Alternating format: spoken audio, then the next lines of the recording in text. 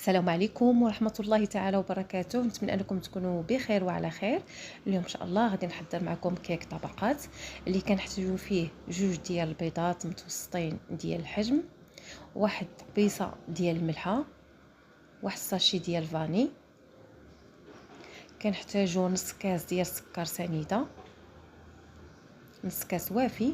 كنخلطوا مزيان هاد السنيده مع البيض حتى يبيض لينا الخليط. من بعد ضفت نص كاس ديال زيت المائده وحنا كنخلطوا.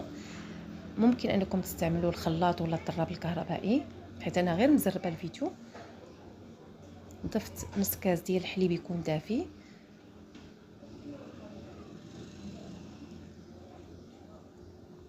من بعد غادي نضيف النواشف اللي هو كاس عامر ديال طحين فورس وجوج ساشي ديال الكاكاو.